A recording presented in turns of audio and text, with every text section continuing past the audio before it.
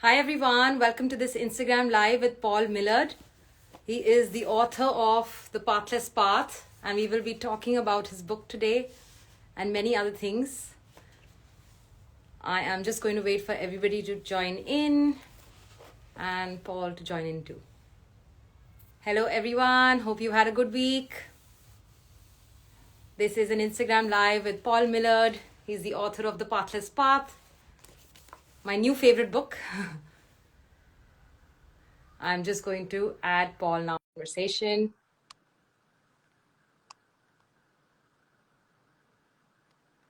Hi, how's everyone doing? Hello. Hi, Paul. Hey, new How are you? favorite book. That's awesome. Yes, it's my new favorite book. I'm not kidding. I've really resonated with it. It was like you were speaking, telling my story.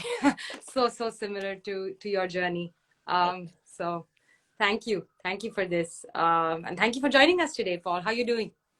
I'm doing pretty good. It's somewhat early here. It's like 10 a.m.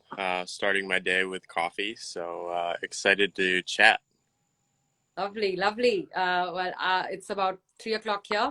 I'm getting ready to wind up for the week and enjoy the weekend. As you say, it's important to take breaks, right? So yeah, excited to talk to you today. Paul, I'll just quickly introduce you to whoever's joining us here today. And if you want to add something after that, please feel free to do so. So Paul Sure. is the author of The Pathless Path, who is also a freelancer, a coach, a digital creator. You have your own podcast. You also run your own online course, and you also worked in strategy consulting for many years before you embraced the pathless path, and that's what we will discuss in detail today. Paul, I want to say that, like I said, I really loved your journey, your story. I really resonated with it, and thanks for quoting such amazing books, journals, and other resources in your book because it's given me a huge list of things that I want to read next. So thank you so much for writing this book. Thank you. Yeah, it's so cool to hear. I think I wrote it for people like you. I basically wrote my book. I was like, for people like myself, which is like super nerdy people that like don't don't want like a fluffy book, but want like a densely packed book of all these. Yeah, Yeah, my background was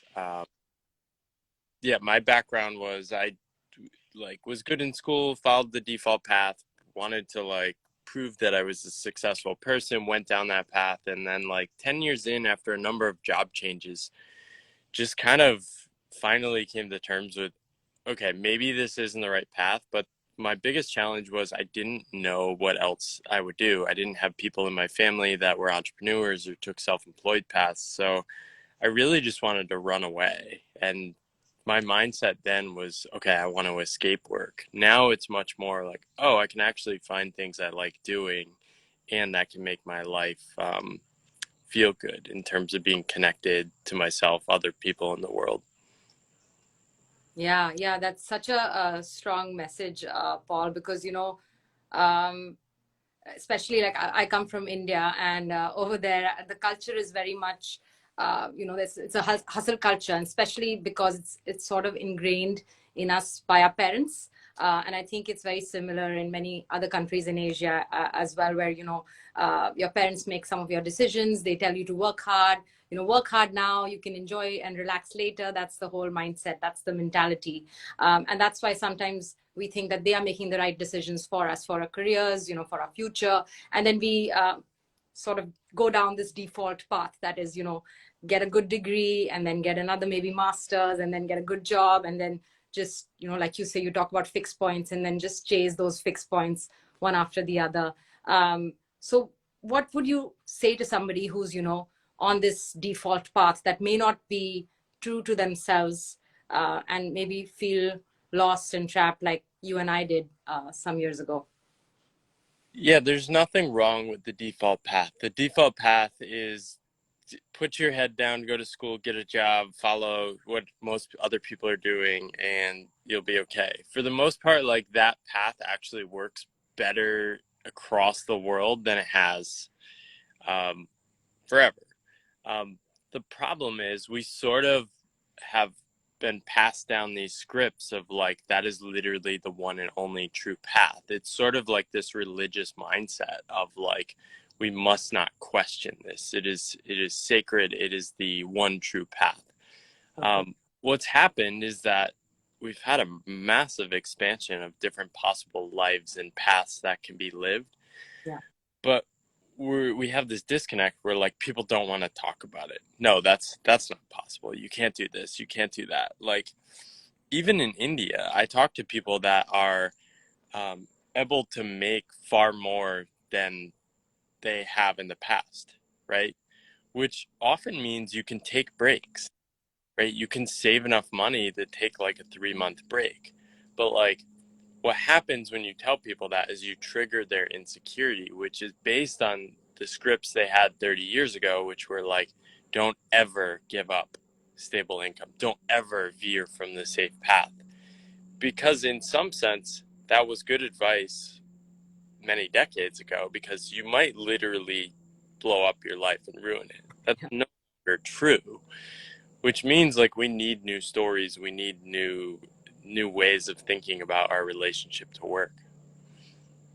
Yeah, yeah, completely agree. Our parents were heads down working at one organization for, let's say, 20 years, 30 years, but things are not the same anymore. And that's just getting passed on from generation to generation. And I completely agree with you. The default path is not wrong, but it may not be for some people who are maybe down that path just by chance, or pressure around them.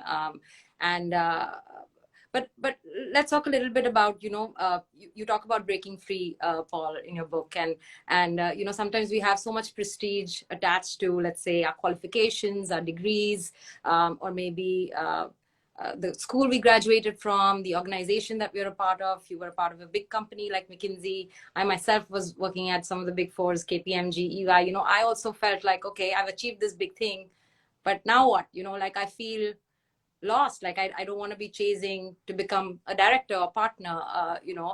So how can one maybe realize that they may be on the wrong path? What do you think could be some of those signs? So I think just like following the default path is like a script that's handed down to us. I think this idea that like you should do your own thing can be its own sort of trap, right? The only way to figure this out is really just to reflect on who you are, how are you wired, what matters, what do you value? Okay, why are you disconnected? Why are you dissatisfied? In my case, I had worked, counting internships, I'd worked at like 8 different companies over like 14 years. Wow. I had enough data points that like, all right, maybe I'm the problem. maybe maybe it's not the like ultimate job or like the position or the career path or the people I'm working with. Like maybe I'm not the right fit. Like I'm not finding where I fit in this puzzle. Yeah. I'm literally not a puzzle piece. I'm some other thing. Um, so, and I talked to many people, and I'd love to hear what your reflection on this was. Like at the end of my journey, before I quit, I had the sense that there really was no option left in full-time work. That at minimum, I needed to take a year off and try other stuff. So like, it wasn't this idea that like, oh, like I can like capitalize and make more money by like doing my own thing. It was more that like, I don't know what else to do. I I gotta like, none of this worked. Like I'm still like dissatisfied. And I had this hunger inside of me, which was like, oh, I want to live a life um, where I feel alive, connected, energized. And like, I was basically willing to sacrifice everything. I had saved up some money to quit my job, but like, I didn't, like, I was willing to like lose all my money and go broke, like trying to find a different way because it, like, that's the only option I felt like I had. Yeah, yeah, I completely agree with you, Paul. So I changed jobs, I changed countries, I changed industries, and I thought, oh my God, now I'm going to be satisfied at work. I'm going to, find my dream job. And I did. I thought I did find my dream job. I was working at a very nice boutique consulting firm, and that was also in strategy consulting. And that was my goal, my dream. But, like you're saying, there was something that was missing. It was just like, just this empty feeling. of, I'm meant to do something else, there's something isn't right. And I just started a side hustle, because I had free time and I had this free energy, and the creativity in me was just wanting to, erupt out of me. So that those are the feelings that I also had, and I guess that's, some people tend to ignore them, but you should probably journal, self-reflect, talk to people who may be feeling similar things, but like you said, not many people talk about it, and that's unfortunate. Yeah, that's such a common thing that happens is like a side gig doesn't have to be something that makes money or is like sustainable before you quit your job. Like what happened in my case is I sort of had this like so let me back up. I think there's like these two phases in a career. There's this first phase in a career in which like if you're a curious person, most careers are pretty good, especially the first 5 years. Yeah. You're you're learning a lot. You're around other young, energized people. You're being exposed to new challenges. You're being pushed. You're making mistakes, and you're learning. At some point, though, the learning turns into like, oh, here's how you should behave. Here's how you should dress. Here's how you should talk. Hmm. And like, I didn't want to learn that shit. I, I wanted to like learn new stuff and get better at things. Yeah. Uh, so I think I had this like excess creative energy that spilled over into me writing on the side. It makes sense now, but at the time it was just like stuff I was drawn to. I started like career coaching on the side. I started writing. I started like doing experiments with creating this like resume online course. Wow. I didn't have any direction with it. I didn't have like, oh, I must make money as a side gig. It was like I just like had to do those things. And then I think when I left, I didn't realize this at the time, but I think when I left, I had enough data points of like that kind of energy that Yeah. was like heading me towards this direction. And now when I look back, it's really what I was doing in leaving my job was creating more space in my life such that I could inject that energy. And like, I like doing things like this because like even conversations like this, I get a lot of energy from it. So the kind of work I'm doing creates these interesting opportunities to like connect with people, learn from people like you. Also, like creating things like writing a book was so challenging, but Mm. probably a meaningful project of my life. Wow. And if I was doing it for like, okay, 5 years ago, what can I make in my career and like how can I replace that income? All of what I've done in the last 5 years would be really stupid because I haven't earned anything close to like what I would have earned on that path. Yeah, yeah, completely agree, Paul. And sometimes, it's not even about the money, right? It's about other things that you talk about in your book. It's about creative freedom, and just being able to manage your own time your way, or not chasing something that you're not even after. So I think what you're saying is that find things that energize you, or just self-reflect a little bit, and spend more time doing things that you really love. And it doesn't have to be to make money out of it, right? Especially at the beginning. Yeah, and I think part of that is paying attention to what you're doing. We all have these things we're drawn to in our lives. Yeah. Uh, Sometimes you need a sabbatical to like reconnect with these things. I call them like forgotten childhood hobbies, but the um, we we start with these ideas that like we need to monetize or we need to make money with our things or like it needs like we talk about our dream job Hmm. and like we think we need to get paid for it, we need to get permission to do the things. Like you really need to disconnect from that because that is like economic thinking of like, okay, how do I make money, how do I fit something into that? Oftentimes like what happens, and this is throughout history, is like people find things they need to do, they're Yeah. connected to, they love doing, whether it be writing. You may not be able to make money on writing for like 10 years Hmm. or like whatever you're drawn to doing. And then the challenge is how do you build a life around that, right? So it's not your dream job or like how do I make money doing what I love? It's how do I build a life that I love? I love. And that may involve like 30% of your time doing stuff you hate, but it gives you the right to continue to play this certain game that supports the thing that really matters to you. Some people can do the things they love in a full-time job. I couldn't. Like, I didn't have that much excess energy. Yeah, definitely. I just want to make it clear that Paul and I are not advocating for entrepreneurship or just quitting your jobs tomorrow. It's I guess you can find ways to embrace the things you're drawn to, even at the job that you do have, which is fair enough. But Paul, let's talk about, somebody, okay, realizes, self-reflects, and then realizes, okay, I'm on the wrong path, and I'm going to quit my job and do something different. I'm going to do something that I love. And so they finally embrace this journey of going on the pathless path. What would be your one or two tips or advice that you would give to them? Looking back on your journey a couple of years ago when you did the same. I think a key thing would be to time bound it, right? So figure out what you're really after. What is the mission of leaving your job? Is it to find out more about yourself? Is it to find work you love? It's got to be something in addition to making money. Now, money will probably be useful in terms of buying more time. Yeah.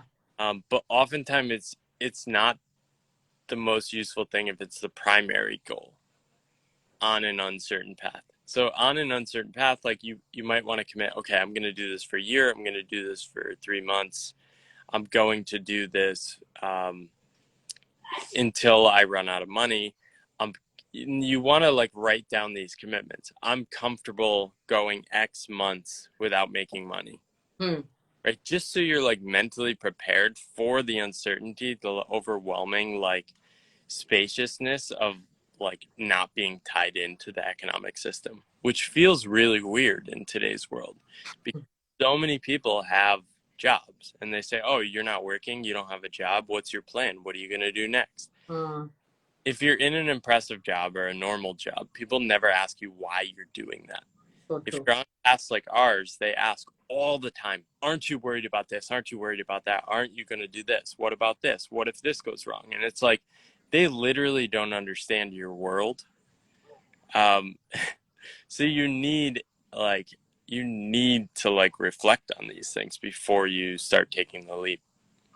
That's so true, Paul. Actually, and what you've said is when you set a timeline or a deadline or some kind of constraint, and if it doesn't work out, you can always go back to what you were doing, or maybe find another stable job. If things don't work out, sometimes that's also okay. People take breaks, and this is why I recommend take a 3-month sabbatical. If your life depended on it, I think most people in the modern world could figure out how to take a 3-month sabbatical in their life, right? Yeah. Humans can do extraordinary things when really challenged. Figure out how to get 3 months of space in your life. In those 3 months, you will probably figure out what you really want, what you value, what matters. And then if you want to go back to a job, you'll be way more connected to what matters to you. You're not going to put up with stuff that drives you crazy. You're going to value your time better than you would before that. Yeah, definitely. You'll probably bounce back up with more energy to do what you were probably doing before, or maybe even doing something new. That's great. Actually, Paul, I wanted to touch upon, I think one of my favorite sections in the book was you talked about finding your enough, which I think is so important to talk about, especially in today's day and age, because, we're just chasing milestones after milestones, goals after goals, a pay hike, a promotion, a better job, a better house, maybe, more revenue, whatever it may be. But we need to, but like you said, those may be set in stone by societal or parental pressure, or whatever. Peer pressure maybe also, you see your friends buying a bigger house and then you want to get there as well. How do you think somebody can actually pause for a second and define what is enough for them? How does one go ahead and do that? So In the book you can read mine, but I basically just wrote out a paragraph of what enough meant to me. And my realization was that if I didn't define it literally and specifically, if you don't define your version of enough, you are defaulting to more, because that is society. Society doesn't have an enough. Yeah. Our world operates on like always wanting more growth, more stuff, more things, more success, more achievement, more money, right? So if you're not defining like the trade-offs you're going to make, or like what really matters, and you need to define things that aren't money, because most of what our cultures globally now, it's so like similar. I've talked to people from 40 different countries. Wow. The inverse of enough is like more money, Hmm. right? So if you haven't defined something that's enough, that is non-monetary, like relationships with people, a connectedness to yourself, the ability and space to write, like some of those things are like enough for me. And they help me reflect on like, okay, you get an offer to work on like a freelance project, it might help you make like a few thousand more dollars, but like, why am I doing this? Yeah. Am I doing it because of feelings of insecurity, of feelings of scarcity? Hmm. And if I am, like, how do I say no? I can say no if I've defined enough. Have you Yeah. thought about writing out your own paragraph? Actually, now now I will. Nice. And I really like the way you started that subsection. It was about when is it going to be enough? If you're profitable, if you're helping people, that's enough. And I think I think I need to do some introspection and really like define that what is enough for me.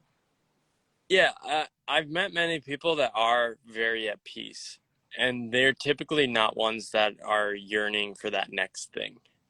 Um, what I've observed, I've seen people say, like, once I have X amount of money, like, I'm gonna be good. Like, Yeah. inevitably, they reach that amount and they suddenly have a new number. Once I have a house, like, it'll be great, right? Yeah. And then these people are making like crazy amounts of money and like working all the time and like hiring daycare for their kids, and it's like, I it doesn't seem like they really have a definition yet, right? Because if you're driven and motivated in today's world, and especially like in India, the world will give you more and more opportunities to make work and make more money. It Yeah. is a great time to be alive for that. But at the end of your life, is that like all you want, is to acquire achievement and material possessions? For a small amount of people, I think that is like probably their dream life. But for vast majorities of people, and like probably the people that follow me and you, it's no. Yeah. Yeah. Completely agree with you, Paul. And you talked a lot about mindset. And I want to touch upon that just a little bit. You also talk about reinventing yourself couple of times, maybe multiple times throughout your career. And especially now because of the pandemic, things have changed, so many things have shifted.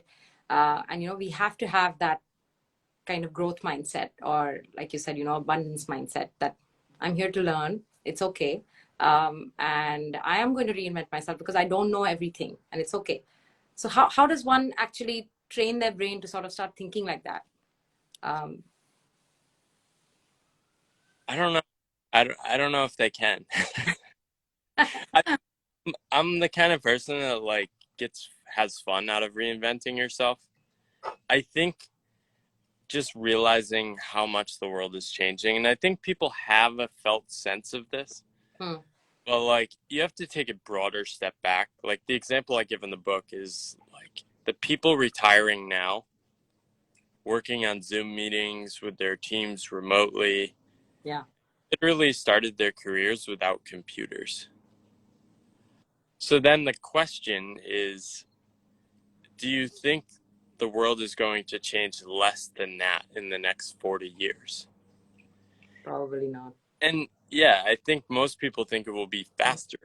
That's crazy. Yeah. Like, I don't even know how to prepare for that, but it's like, okay, like the sensible thing probably isn't to like find something I can do where I'm not learning. Hmm. So what that means is being uncomfortable is probably a useful skill to learn, Yeah. right? Part of my goal is like, I don't want to be a grumpy old man. There's plenty of grumpy old men in the world. Other are one of them. So like, if I can embrace being uncomfortable, embrace like exposing myself to new ideas and learning, like I might as well do that now, such that I have more ability later. Yeah. I love that. Be on that learning curve forever, right? Like keep learning. And you're right, like things are gonna change exponentially. Like even in the last 5 years, so much has changed in terms of technology. It's just crazy to even think about it. And it's all stories, right? And so the premise of my book is that like the default path story is so strong and many people would opt out of it, but they don't have an alternative story. Hmm. My book is an attempt to like create an alternative story, but I want there to be like 100 other alternative stories. What is the power of story? The power of story is that it gives people permission to do things that actually are possible. What happened during the pandemic? Everyone said you can't work from home. You have to be in the office. It was not true, right? You might need to do some in-person work, and most smart companies do some in-person work, but remote work is definitely possible. We moved from like people sitting in cubicles being on video calls with the person right next to them to like, oh, we don't actually have to be sitting next to each other because we're on a video call anyway, right?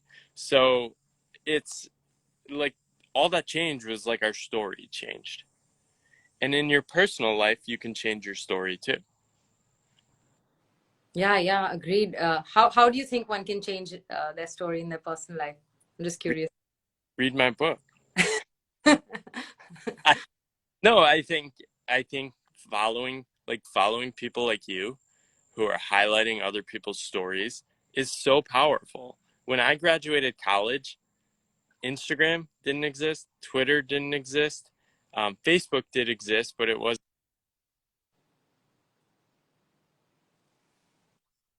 podcasts weren't really a thing yet. Yeah, And then 7 years into my career, I started like paying attention to all this stuff. I started reading books. I started listening to the Tim Ferriss podcast. And on that podcast, I had people in my ear like explaining that they were living these other lives that I had never dreamed of, never thought of. And all these seeds started to get planted, right? And it's like, oh wait, they're a person, I'm a person. Why can't I do these things too? Right? And like it's so much more possible now because of the internet, because of digital like media, digital platforms, and it's only going to continue to expand. Um, so yeah, uh, it's crazy. So like, if you need stories, read books, follow people that inspire you, that are on a path ahead of you, yeah, ask questions, get to know these people. Like a lot of people don't realize that like people don't want to give you answers, but if you show curiosity and excitement about their path, like they're happy to like engage with you, especially if you're on a similar journey. Um, yeah, and listen to podcasts too. completely agree, Paul. I think you've summed it up so nicely, just how you've summed it up in your book right at the end. I have one last question. If you were talking to your 20-year-old self right now, and maybe the other 20-year-olds that have joined us right now, what advice would you give to them, thinking about the pathless path or the default path? I know you've already shared some great gems with us, but anything else that comes to your mind? I don't like altering the the timeline of history. But if I had to say something, I would say um, I would say something like write more than you think. Writing has emerged as like one of the most important things in my life. And I had written at many points in my life, but I never paid attention to it as a serious thing. I paid attention to like, oh, I need to get a job. I need to conform to like fit these paths. I think I would have just said like, you're on the right path, but like but write more than you think.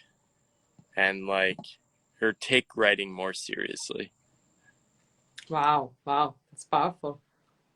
Yeah, I don't know where your followers are from all around the world. Writing is one of the most powerful things in the world right now. I don't care where you're from. If you can speak and write English, um, and communicate that I love these ideas, I went super deep. Here's what I care about. Here's what I'm excited about. It will like almost undoubtedly change your life. If you're very online, you see a lot of other people doing these things, but it's a fraction of people online. I'm at my family's house with like a bunch of my cousins this weekend. Nice. Not a single person does anything online. There's like 40. There's like 40 of us. It's me. It's 1 out of 40, right? Well, actually, my wife does some stuff. Um, but yeah, it's not normal to do these things yet. So like lean into it. Wow, wow, I love that. Sorry to disturb you on your family weekend. You should be No, no, relaxing right now. nobody's around. I am relaxing. This is fun. Like I love talking about these things. I'm so energized and like this is so much better than like my previous path and job. It's like it's so exciting to have these kind of conversations and I love it. I love that. Work doesn't really feel like work then, right? Like when you love what you do, which is great. Amazing, Paul. Thank you so much for joining us today. It was such a pleasure talking to you, and I would love for the audience to pick up your book and read it because I think it's amazing. But if you would want to, tell them where else can they find you, maybe follow you, listen to your podcast, if anything you want to share with them. Yeah, the Pathless Path podcast, I've restarted it and doing some cool interviews. Also boundless.substack.com is where my newsletter is. My book, like I had some people tell me that like the price was too high for my book in India. So for the India viewers, I'm pretty sure I lowered the price to the minimum possible price. So you can actually get my book on Flipkart, Amazon, or Pothi. Okay.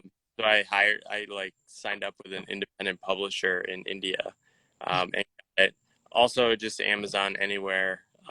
If you don't have the money for it, just like send me a message and I'll help you out.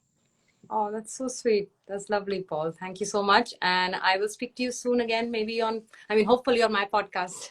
Yep. See you. Yeah. Thank you so much. Have a good weekend. See you later. Bye, everyone. Bye.